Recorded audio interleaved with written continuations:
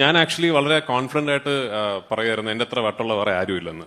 എന്നെയൊക്കെ വട്ടുള്ള ഒരാളുണ്ട് ആക്ച്വലി. ഇപ്പൊ ലാലേട്ടൻ ആസ് യൂഷ്വൽ, ആന്റണി ആ കുട്ടി 5-6 ഹെലികോപ്റ്റർ എന്നൊക്കെ പറയുന്നുണ്ട് എന്ന് പറഞ്ഞ് അങ്ങനെ പറഞ്ഞു. എപ്പോഴും എല്ലാവരും പറയുന്നുണ്ട് ഞാൻ ഫിലിം മേക്കിംഗ് പഠിച്ചിട്ടില്ല. ഞാൻ ആക്ച്വലി ഫിലിം മേക്കിംഗ് ഒരുപാട് പഠിച്ചിട്ടുണ്ട്. കേട്ടില്ല? 3 ദിവസം ഞാൻ പോയിട്ട് സാർ സോറി ഇന്നും ഷൂട്ട് നടക്കില്ല. അപ്പൊ എന്റെ ആദ്യം പറഞ്ഞ മോനെ അത് കുഴപ്പമില്ല, മോൻ അത് നന്നായിട്ട് എടുത്താൽ മതി. Grab a bag of popcorn, come with an open mind, and just try and enjoy what you see, and maybe you like what I've made. That's all that I can hope for. Yeah. This experience. When is Amburan getting released? People are so much glued into Stephen Nedumulli. What is his next one? Like the Abraham Qureshi character. ഇതെല്ലാം ഇത്ര hype വരുമ്പോഴും നമ്മുടെ എല്ലാവരുടെ മനസ്സിലുള്ള ഒരു confidence ഉണ്ട്. ആ confidence ഉള്ളത് ആ സംവിധായകന് മുകളിലാണ്. ആ കോൺഫിഡൻസ് ഉള്ളത് ആ ആക്ടറിൽ കൂടെയാണ്. നമുക്ക് സ്വാഗതം ചെയ്യാം. This is a time to welcome him. I would call him, I believe so, he's like that. He's a self-made actor, he's a self-made director, he's a self-made producer, and the son of a legendary father in Malayalam cinema, Sukumaran. Ladies and gentlemen, boys and girls, put your hands together to welcome one and only the director of Emburan, L2E Emburan, Sri Prithviraj Sukumaran.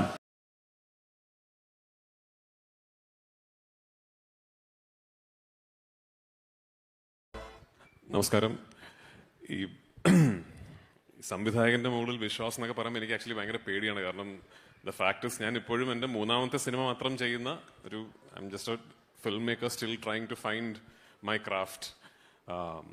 And especially ഇന്ന് ഈ സദസ്സിലിരിക്കുന്ന എത്രയോ legendary ആയിട്ടുള്ള film മേക്കേഴ്സിന് മുമ്പിൽ വെച്ചാണ് ഇതൊക്കെ പറയുന്നത്.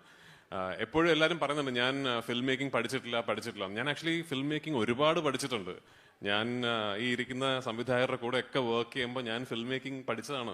ദേ are the best universities to learn from. ഇവിടെയുള്ള ഒരുപാട് സംവിധായകർക്കൊപ്പം ഒരു ആക്ടറായിട്ട് വർക്ക് ചെയ്യാൻ ഭാഗ്യം ലഭിച്ച ആളാണ് ഞാൻ. അവരുടെ സെറ്റുകളിലെ ഓരോ ദിവസവും ഓരോ സീനും ഓരോ ഷോട്ടും എനിക്ക് ഒരു ട്യൂഷൻ തന്നെയായിരുന്നു. So I keep telling a lot of people that when they see my films, അവർ ചോദിക്കും ആരാണ് inspiration. So they think because എൻ്റെ ഒരു സ്കോപ്പും സ്കേപ്പും എല്ലാം ഇങ്ങനെ രാജ്യത്തിന് വെളിയിൽ നടക്കുന്ന കാര്യങ്ങളൊക്കെ ആവുന്നുണ്ട്. ഏതോ ഹോളിവുഡ് സിനിമകൾ എൻ്റെ ഇൻസ്പിറേഷൻ ഒക്കെ ഇരിക്കുന്ന ജോഷി സാറും ഷാജി ഏട്ടനും സത്യൻ സാറും ഒക്കെ തന്നെയാണ്. സിബി സാർ ഉണ്ടെന്നെങ്കിൽ സിബി സാറൊക്കെയാണ് എൻ്റെ ആക്ച്വലി ഭയങ്കര അപ്പം I M been brought up on Malayalam cinema. So my inspiration is all these legends sitting here. I have to switch to Malayalam now, unfortunately. So, ഒന്ന് രണ്ട് കാര്യങ്ങൾ പറയണം. I only done the courtesy of inviting and welcoming Laika to Malayalam cinema. ഒരുപാട് പേരോട് നന്ദി പറയാനുണ്ട് ഈ cinema ഇന്നിവിടെ ഈ സിനിമയുടെ റിലീസിന് നടക്കുമ്പോൾ.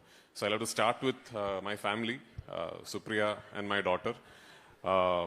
സുപ്രിയയ്ക്കും എൻ്റെ മോൾക്കും ഞാൻ സിനിമ ഡയറക്റ്റ് ചെയ്യുന്നത് ഇഷ്ടമല്ല. Because I stay away from home a lot. എൻ്റെ സിനിമ ഡയറക്റ്റ് ചെയ്യുന്ന പ്രോസസ്സ് അങ്ങനെ ആയതുകൊണ്ട് ഒരുപാട് മാസങ്ങൾ ഫാമിലിയെ കാണാൻ പറ്റാതെ മാറി നിൽക്കേണ്ട ഒരു അവസ്ഥ വരും. നേരെ മറിച്ച് ഞാൻ സിനിമയിൽ അഭിനയിക്കുമ്പോൾ ഇടയ്ക്കിടയ്ക്ക് ഷൂട്ടിംഗ് ഇല്ലാത്ത ദിവസങ്ങൾ വീട്ടിൽ പോകാം ഒക്കെ.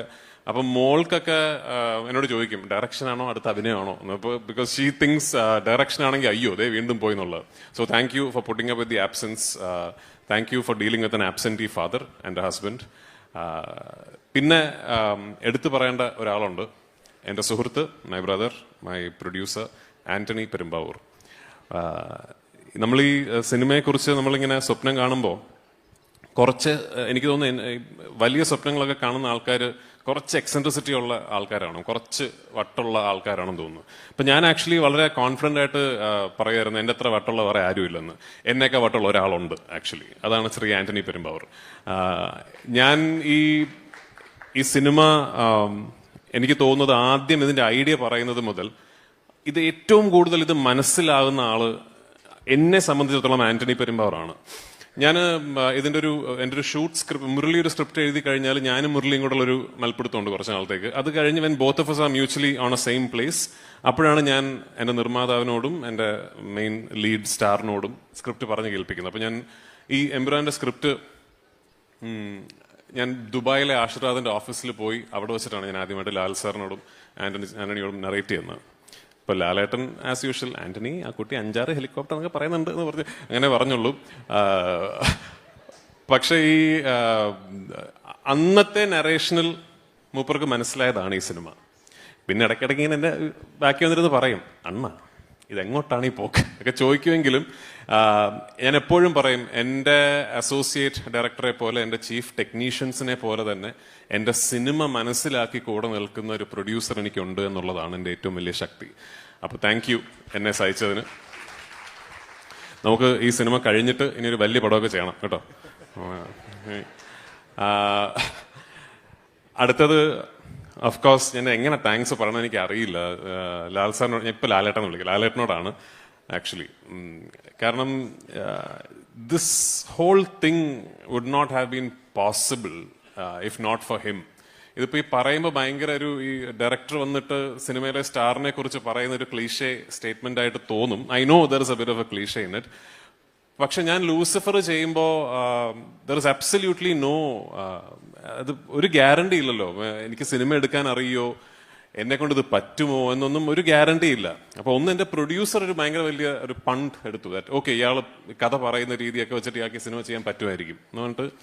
എനിക്ക് ഇപ്പോഴും ഓർമ്മയുണ്ട്, ലൂസിഫറിൽ എന്തെങ്കിലുമൊക്കെ ഒരു സാധനം, ഏതെങ്കിലും ഒരു സീക്വൻസ് അതെങ്ങനെയെങ്കിലും എടുപ്പിക്കാതിരിക്കാമോ, അല്ലെങ്കിൽ അതിന്റെ ഒരു സൈസ് കുറയ്ക്കാമോ എന്നൊക്കെ ചിന്ത വരുമ്പോൾ ശ്രീ ആന്റണി പെരുമ്പാവൂർ, അണ്ണ ലാൽ സാർ ഒന്ന് വിളിക്കുന്നുണ്ട് എന്ന് പറയും. അപ്പോഴെനിക്ക് മനസ്സിലാവും. അപ്പൊ ഞാൻ ലാലേട്ടന്റെ ക്യാരവനിൽ പോകും. അപ്പൊ ലാലിന് ചോദിക്കും, മോനെ നമ്മുടെ ആ സീക്വൻസ് അതെങ്ങനെയാണ് മോൻ എടുക്കാൻ പ്ലാൻ ചെയ്യുന്നത്? അപ്പോൾ എന്റെ നിർമ്മാതാവ് സൈഡിലിരിക്കുന്നുണ്ട്. അപ്പൊ ഞാൻ പറയും, ചേട്ടാ അത് ഇങ്ങനെയാണ്, അങ്ങനെ നമ്മൾ ആ സീക്വൻസിന്റെ ആവശ്യമുണ്ടോ? ഞാൻ പറയും, ഉറപ്പായിട്ട് ആവശ്യമുണ്ട് ചേട്ടാ. ആന്റണി ഉറപ്പായിട്ട് ആവശ്യമുണ്ട്, അയാൾക്കത് ചെയ്തു കൊടുക്കുമെന്ന്. അപ്പൊ ഇമ്മീഡിയറ്റ് ലാലേട്ടൻ. അപ്പൊ അങ്ങനെ എന്നോടൊപ്പം ഒരു നടൻ അല്ലെങ്കിൽ ഒരു താരമായിട്ട് മാത്രമല്ല, ആക്ച്വലി എന്റെ ഒരു ഡ്രൈവിംഗ് ഫോഴ്സ് ആയിട്ട് ഈ 2 സിനിമകളിൽ എന്നോടൊപ്പം നിന്നത് ലാൽ സാറാണ്. ഈ എമ്പുരാൻ എന്ന് പറയുന്ന സിനിമയെ കുറിച്ച് എനിക്കൊരു കാര്യം പറയാനുള്ളത്, എന്റെ കരിയറിൽ ഞാൻ അഭിനയിച്ച സിനിമകളും സംവിധാനം ചെയ്ത സിനിമകളും നിർമ്മിച്ച സിനിമകളും ഒക്കെ തന്നെ എന്റെ കരിയറിൽ I have not been part of another film that has had to face so many obstacles from weather. Right from our very first schedule in Leh Ladakh to our very last schedule in Palakkad.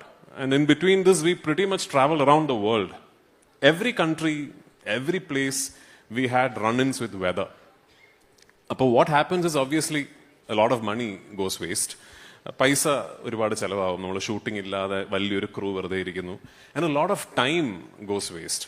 അപ്പോ extremely BC ആയിട്ടുള്ളൊരു സമയത്താണ് ലാൽ സാറിനെ ഞാൻ ഗുജറാത്ത് സ്കെഡ്യൂളിന് ഷൂട്ടിങ്ങിന് കൊണ്ടുപോയത്. എൻ്റെ ഒരു climax പോർഷൻസിന്റെ ഷൂട്ടിങ്ങിന് കൊണ്ടുപോയത്. ആഴ്ചകൾ ലാൽ സാർ ഷൂട്ടിംഗ് ഇല്ലാതെ അവിടെ ഇരുന്നിട്ടുണ്ട്. അപ്പൊ എന്നും രാവിലെ ഒരു 11:30-12 മണിയൊക്കെ ആകുമ്പോൾ നമുക്ക് മനസ്സിലാവും ഇന്നിന് ഷൂട്ടിംഗ് നടക്കാൻ പോകുന്നില്ല, കാരണം ഭയങ്കര മഴയായിരിക്കും.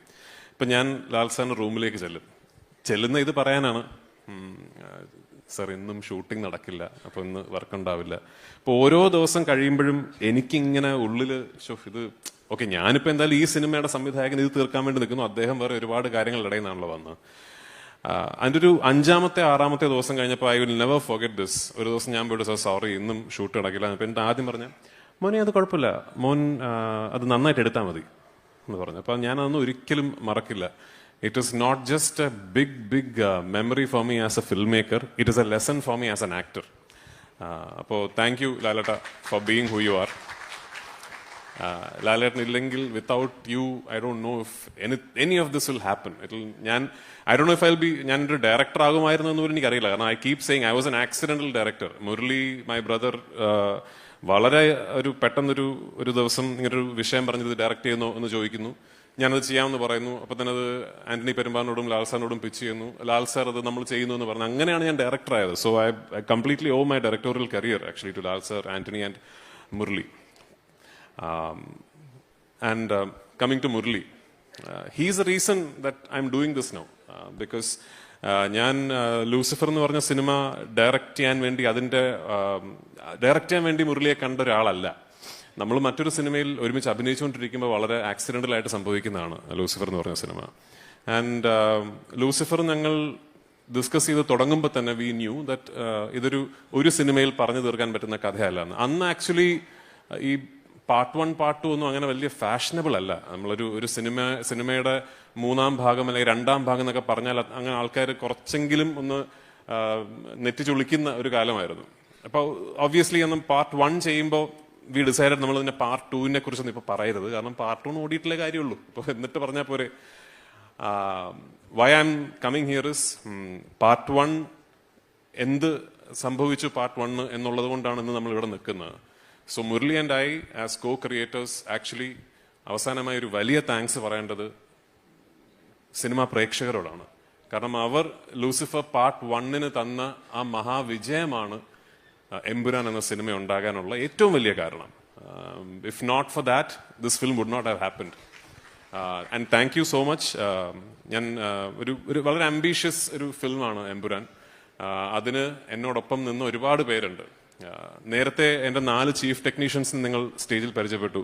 എൻ്റെ DOP, എൻ്റെ എഡിറ്റർ, എൻ്റെ production designer and my music director. അവർ 4 പേര് മാത്രമല്ല, എൻ്റെ ഒരു വലിയ ടീമുണ്ട്. എൻ്റെ കോസ്റ്റ്യൂം ഡിസൈനർ സുധാകരനുണ്ട്, മൈ മേക്കപ്പ് മാൻ ശ്രീജിത്ത് ഗുരുവായൂരുണ്ട്, ബിഗ് ടീം. എൻ്റെ അസോസിയേറ്റ് ഡയറക്ടർ വാവയുണ്ട്, എൻ്റെ ക്രിയേറ്റീവ് ഡയറക്ടർ നിർമ്മൽ സഹദേവ് ഉണ്ട്, എൻ്റെ അസിസ്റ്റൻസ് ഉണ്ട്. I believe I have the world's best team. ലോകത്തിലെ ഏറ്റവും നല്ല ടീം എൻ്റെ ആണെന്ന് വിശ്വസിക്കുന്ന ആളാണ് ഞാൻ. ആൻഡ് എന്നോടൊപ്പം ഉള്ള ഈ സിനിമയിൽ എന്നോടൊപ്പം വർക്ക് ചെയ്ത ടീം ലോകത്തിലെ ഏത് ഇൻഡസ്ട്രിയിലെ എത്ര വലിയ സിനിമ വേണമെങ്കിലും ഹാൻഡിൽ ചെയ്യാൻ പറ്റുന്ന ടീമാണ്. And that I know for sure.